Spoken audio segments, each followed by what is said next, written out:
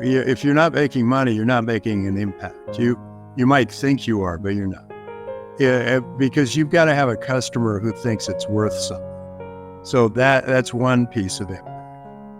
The other thing is that the people who make money are the ones who do it for other reasons. They have a driving mission. Somebody wants to cure global warming. They have a driving mission, and they're going to work around that mission. Somebody wants to cure cancer. They have a driving mission. They're going to work around that mission. And what's good about that driving mission, it's like your North Star. You don't know exactly how you're going to get there. You just know you're going. So, hey Tim, how you are doing well? Great, doing very well. Thanks, Sadvik, for having me on your show. Yeah, it's a privilege to have you on, and I've been eyeing this one for a very, very long time. So, I think let's just get into it. So, you, while growing up as a young person, you used to sell oysters going I did. door to door. Why? I did. And it was great fun. I did sort of just in time. I knocked on a lot of doors all week, and I'd take orders, and then I'd deliver them all on Friday. I'd go up, drive about 2 hours north, pick up my oysters, and then deliver them. I paid $1 a dozen for the oysters, and I got $5 a dozen, $6 a dozen from the people when I delivered them to their houses. And so it seemed like it was a pretty good business. And then I'd always order a couple of extra dozen oysters just in case I could sell them on the spot. And I never really could. And we were renting this house and this apartment, and we left the oysters in the garage that we didn't eat. And it got pretty gross in there. And the woman finally had to, when she got back, she just decided to sell the apartment. I've been a little bit sheepish ever since. But what a great, fun business it was. We sold to restaurants. Mostly we sold door to door. And it was a lot of fun. There was a very funny thing that happened. The restaurant took an oyster and he put it in his microwave, and we both ate them, and they were so good. It was amazing. So I was selling to this woman in her house, and I said, well, just try it in a microwave. They are so delicious. And she puts it in her microwave, and it blows up in her microwave. There's oyster everywhere, all the way around her microwave. And she was a good sport about it. I think she still took the order, but it turned out that wasn't the best demo I'd ever done. You've caused a lot of trouble back in the day. Settled out. Yeah. Why did you really say oyster? Yeah, my grandfather was the first Silicon Valley venture capitalist. My dad was a pioneer in venture capital. Really led the way. And I didn't really know what I wanted to do. I was 20 years old. I was just trying to figure it out. And my mom had the idea of creating a business called the Traveling Oyster Show, and because she knew that you could get oysters pretty cheap up there, and then deliver them to people down in the Bay Area. And I also think she just felt like, get this kid out of the house, get him to do something. And that's what I did. And it was great. Yeah, I recommend it to anybody who wants to start a business, because you understand things like spoilage, you understand margins, you understand delivery costs, you understand, collateral damage. and then you have a lot of good contact with customers. I think that's probably as important as anything, is just to have good, solid contact with customers so that you can figure out how to delight your customers. Yeah. You mentioned a lot of terms that there's one thing which I always wonder. When you invest in companies, should founders really know all these terms? No, a founder just has to know how to delight their customer, how to sell a product for more than he makes it for, know how to make money, and how to distribute the product. At Draper University, we sort of have an arc. And the arc it starts with, what is the problem? And then it goes into, what is the solution to that problem? And then, what is the product or service that you can provide that helps solve that problem? And then, how do you make money? Because if you're not making money, you end up being a part of the problem. You are the problem. If you're not making money, you are the problem. And then distribution is very important, because if you have something that's valuable to a number of people, it could be valuable to millions and billions of people, and you got to figure out how to get it distributed to them. And the best way of distributing a product is through word of mouth. And the best way to get word of mouth is to really delight your initial customers, make them so happy that they can't stop talking about you. And so that's kind of what I would recommend to an entrepreneur. Now, do you need to know all the terms? No. But you should ask about the term. Whenever you hear a term that you don't understand, say, what is that? In fact, I did that today. I've asked a zillion times, but I asked today, let's see, there was something called TSP. And TSP turns out to stand for time series processing, which is a new kind of neural network. I wouldn't have known that. No way. TSP could have meant the sales process. It could have meant, Tim Sports potatoes. It could have been anything. So I guess my advice is to every entrepreneur and to anyone who's doing whatever is, when there is something you don't understand, ask the stupid question. That's what I do. I ask stupid questions over and over. And then if I don't get it the first time, I ask the stupid question again and again. And it would drive a professor crazy. But somebody who's in business is very tolerant of people who are asking stupid questions. By the way, it's the stupid question that gets you the smart answer. I always ask entrepreneurs, why are you doing this? It's a rough life.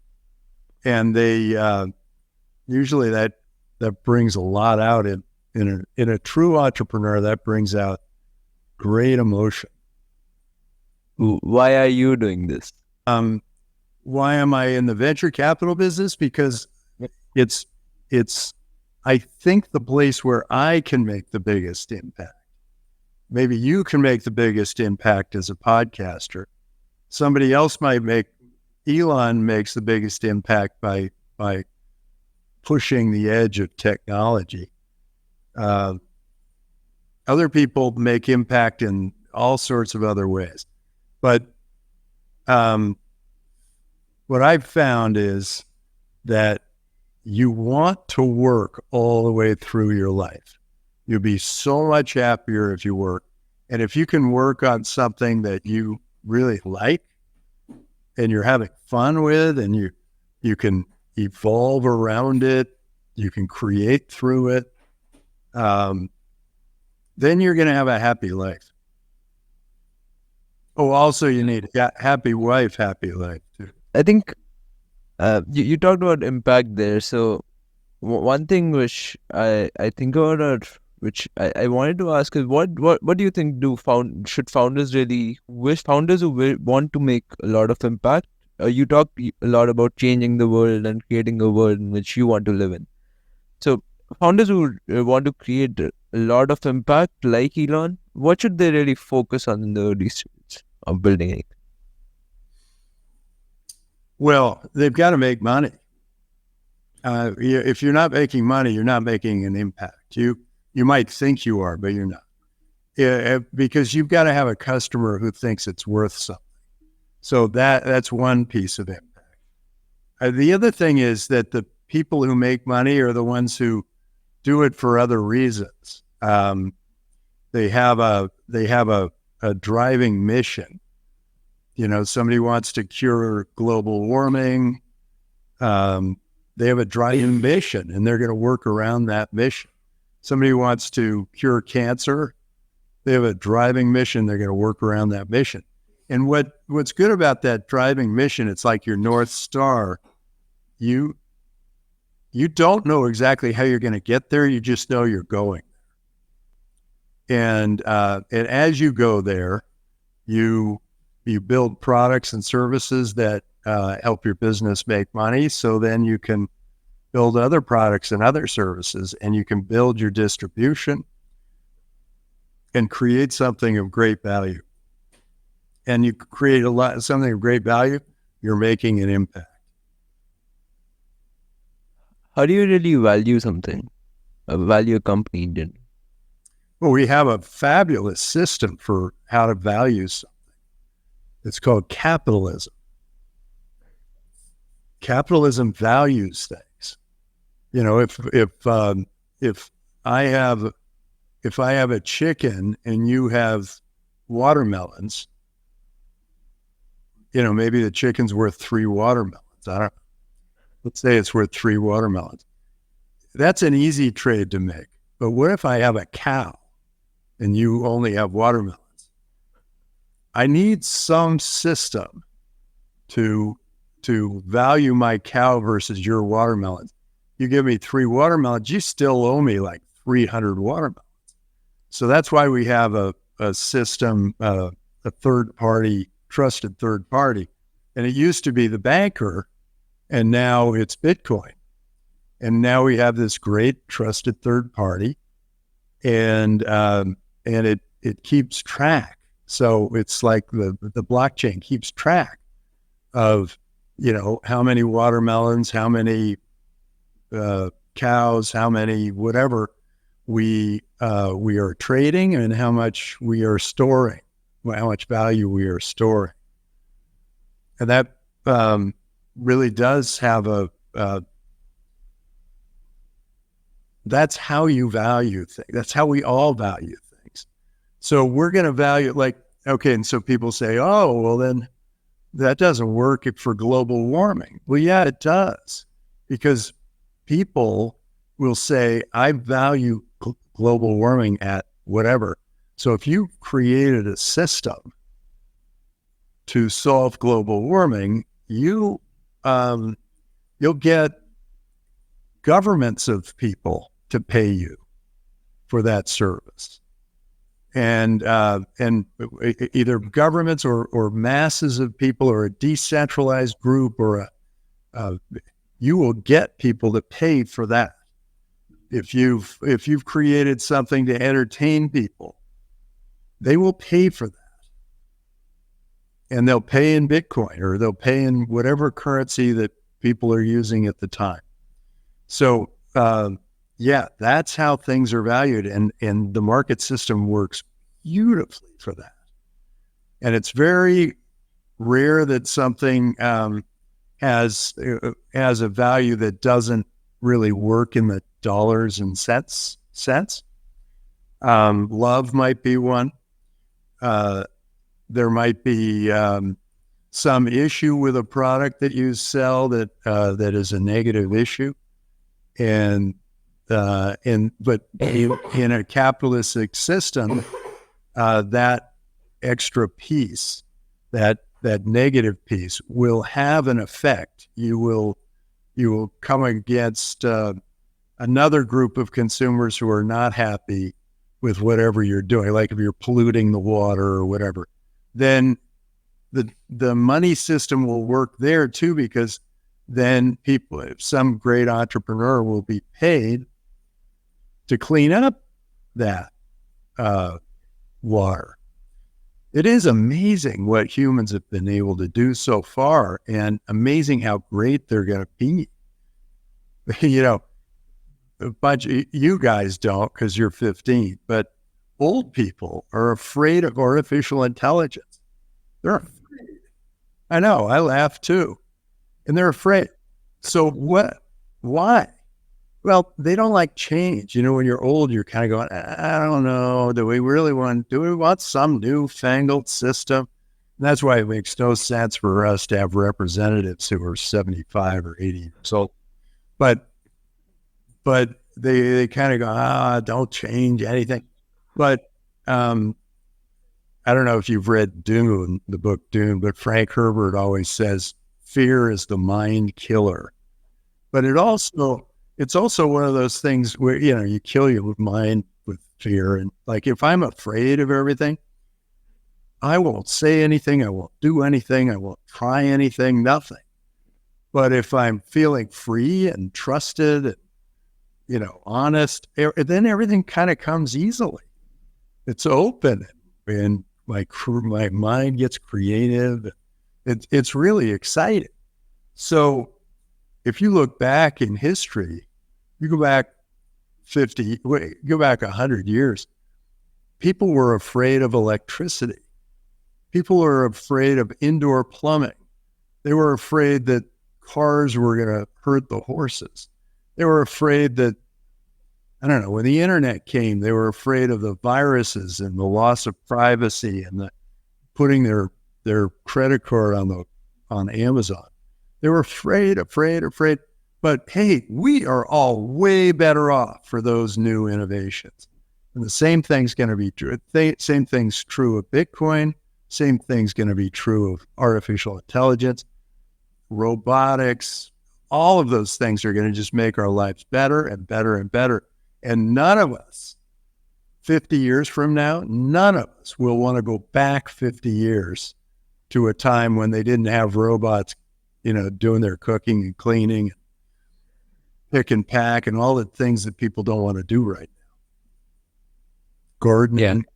They're going to do all those jobs that people don't want to do right now.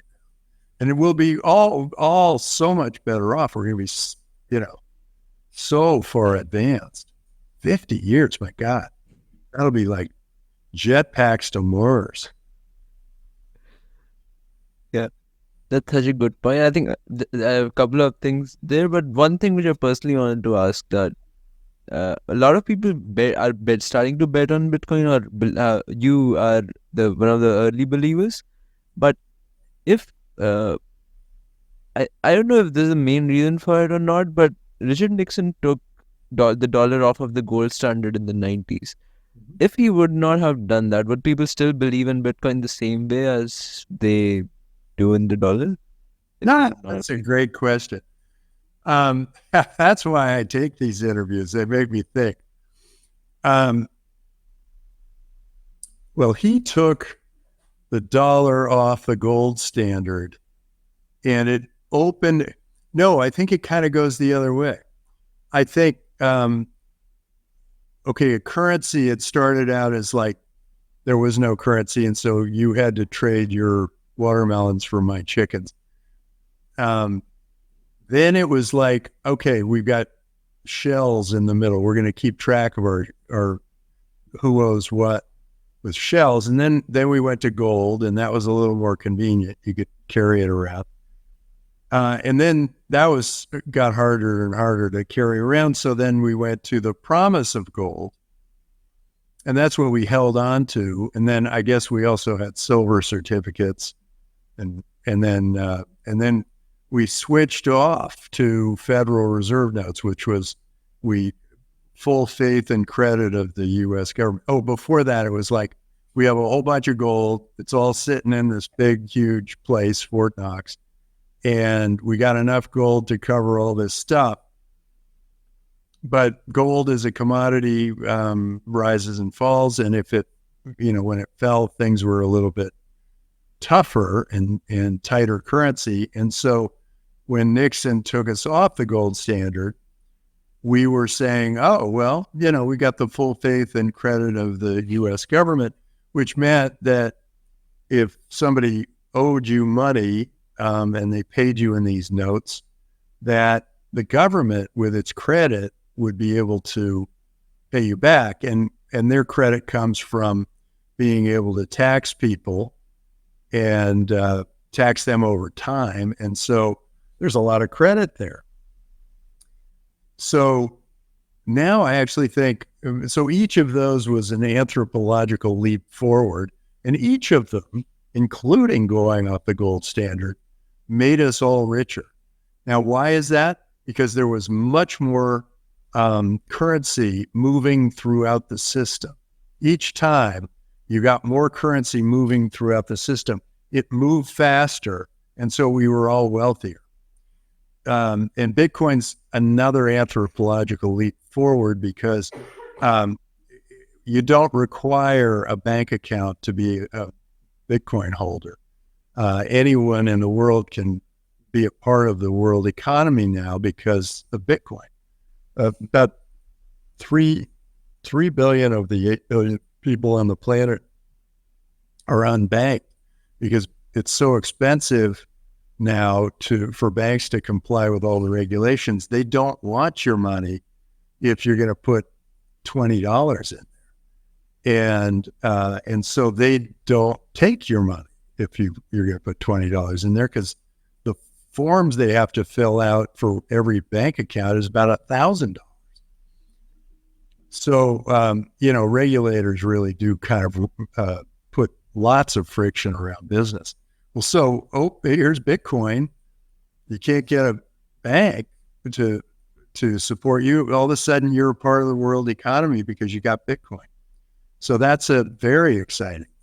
But the leap forward is that Bitcoin can increase the frequency of trade, and that will make us all wealthier. So that's exciting. We'll all be better off. And it's one of those things you have to think a lot about. You have to go, wait, just because it's moving around a lot more, why are we all richer? Well, let's just say we take $1 million and we and I have it at 4:00 and you have it at 5:00. Your dad has it at 6:00. And each hour that $1 million is moving money through, all of us are benefiting from that $1 million. So it's kind of an interesting thing. We're just better off when we're making a lot of trades. If I made a deal with you today, we'd both be better off. If I made 50 deals with you today, we'd be that much better off. Yeah. You mentioned a part about the 3 billion out of the 8 billion people being unbanked, but I don't know, I'm just making a guess here, but is it that they don't have access to the internet too? No, gosh, I've been all over the world, Africa, Southeast Asia. Everyone has a smartphone. Everyone. And you go to remote islands in the middle of nowhere, they've all got smartphones. So that digital divide, that's a bunch of bogus talk. That's politicians living in the past. Yeah, I think a lot of what we talk about is what we see between the 5 people that are around us, but in real life things are a lot different. That's why I had the Richard Nixon question with that, thinking a lot about it.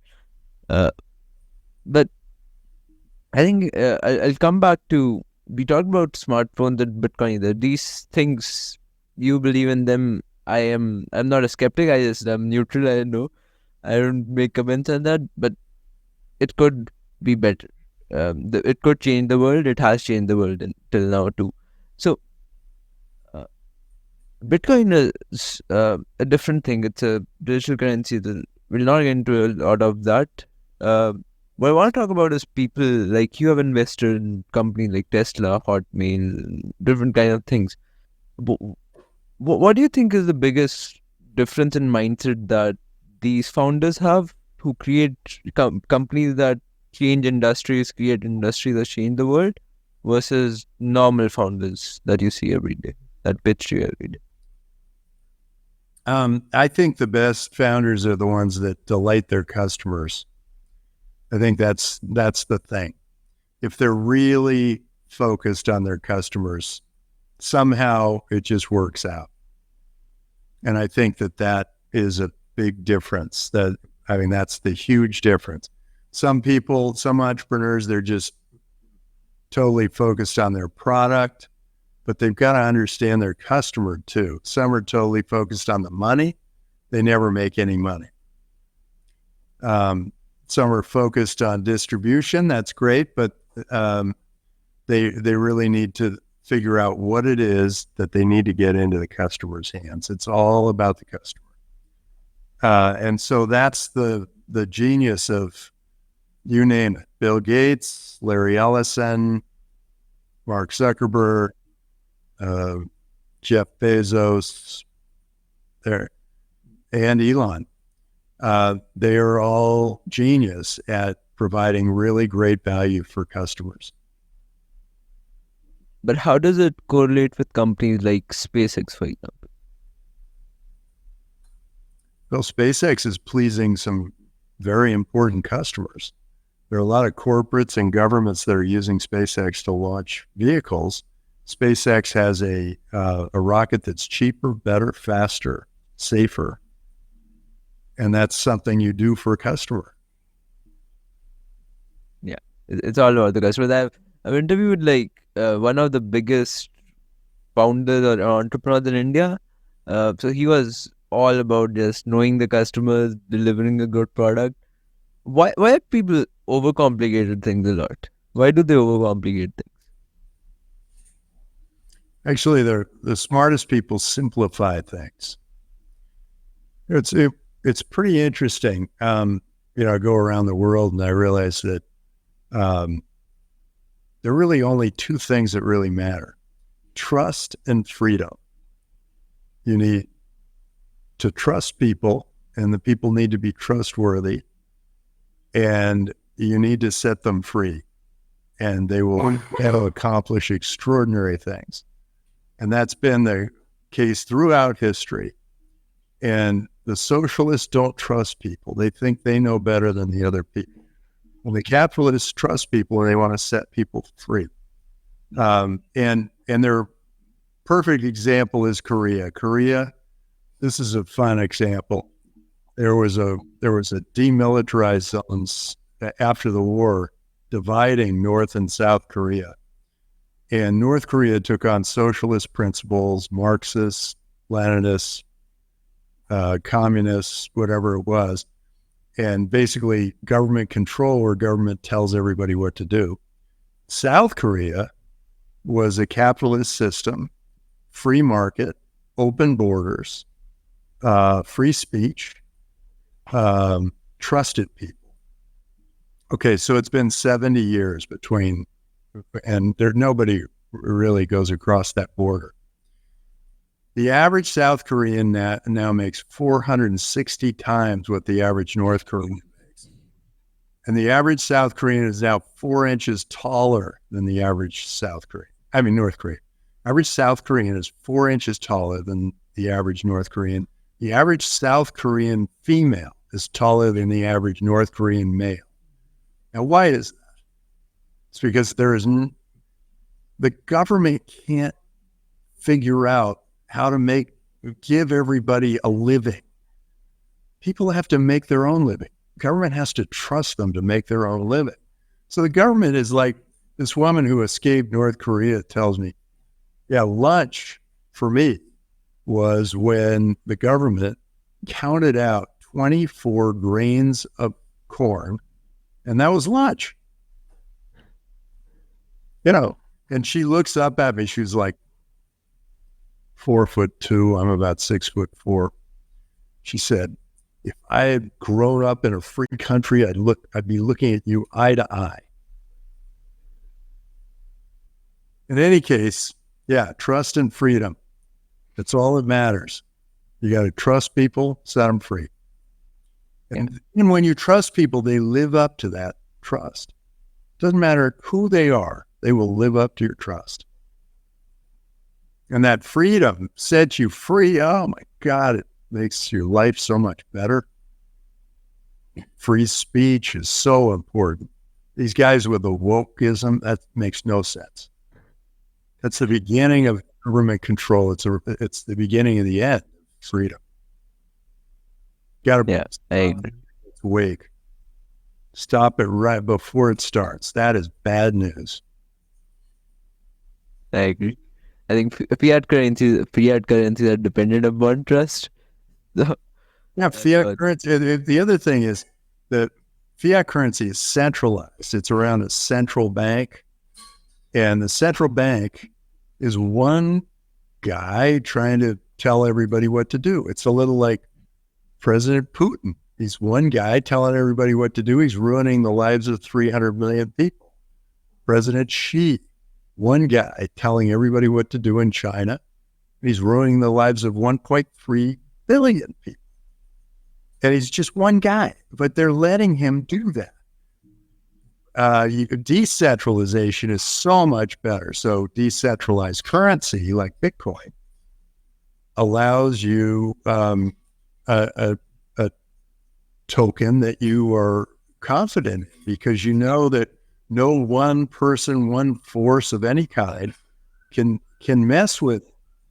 FTX, that thing blew up, and it blew up because it was a centralized currency around that one guy, and it made no sense. And we didn't back him or any of the other centralized currencies that came through our office because we thought it didn't make sense.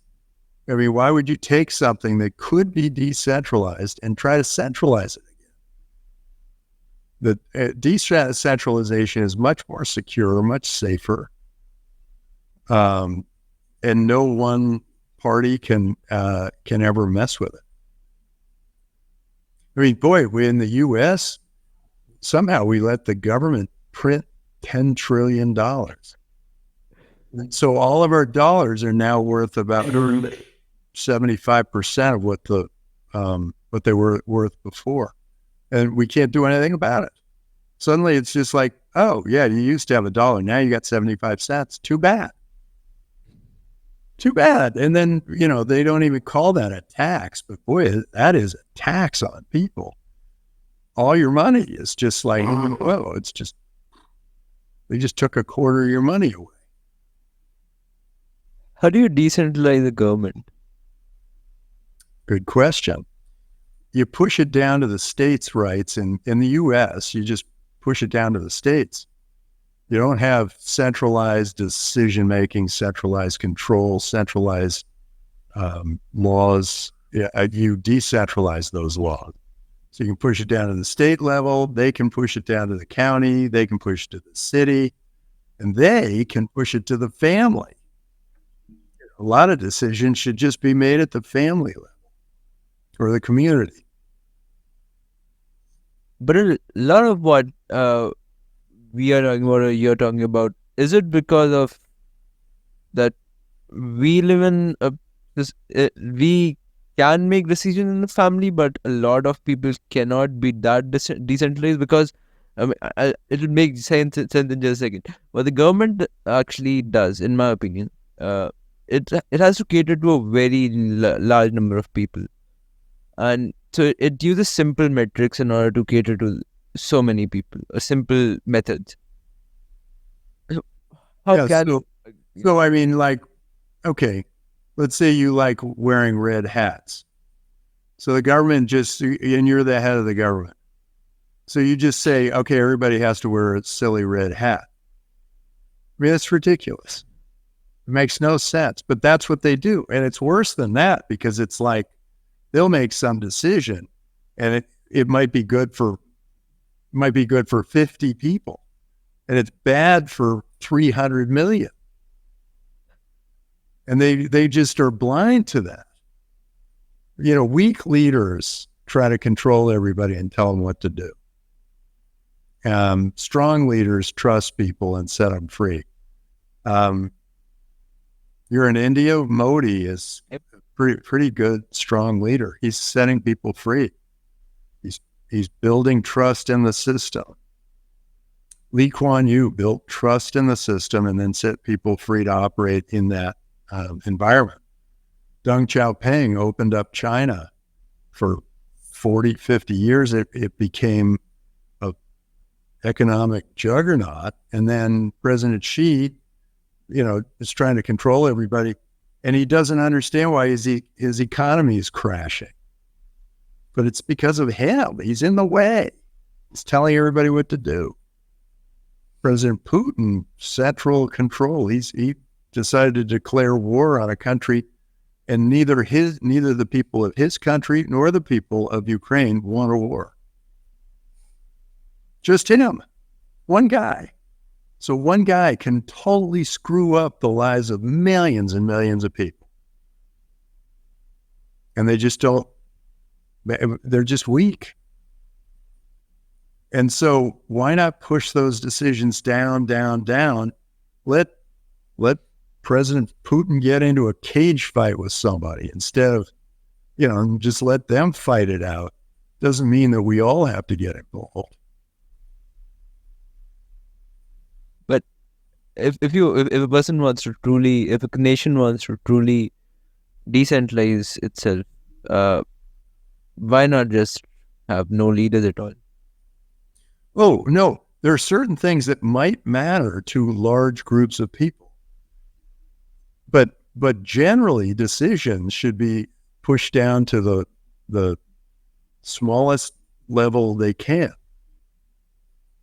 I mean, if the government's telling you, no, you have to be a ballet dancer, and you're no good at it, and you can't make a living at it, but the government's telling you have to be a ballet dancer, it ruins your life. So the big government shouldn't be doing that. That could be done at the family level. At the community level, you got to do things like, where people can build houses and what they can do because they affect each other. At the state level, you can do some things like how securities operate, or how, or whether, in the U.S.'s case, whether abortion is legal or whatever. That can be at the state level. And then at the federal level, very few decisions should be made. Very few. Yeah, that's such a good point. And I think in relation to this, I'll just ask, you talk a lot about changing the world, but if you were given the opportunity to rebuild the society in general, what would you do different? Well, I would definitely start with a liquid democracy. And the representative democracy is not representing us as well as it used to. Now it's kind of self-serving.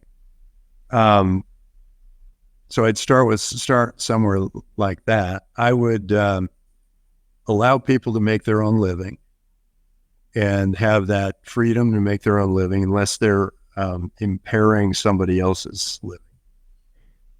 I would, if you're ruining somebody else's life so you can make a living, that you got to be careful about that. And I certainly would make it a Bitcoin economy. I would make it an AI economy. I'd make it an internet economy. I would be very open to new innovations and new technologies. I'd let people fly drones and whatever, as long as they weren't hurting somebody.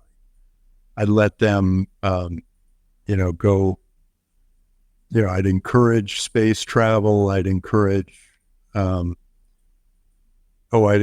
competition in education, because we are not providing very good education because there isn't any competition. They tend to be more, at least in the U.S., they tend to be controlled by teachers' unions who don't want change. Another thing that doesn't want change.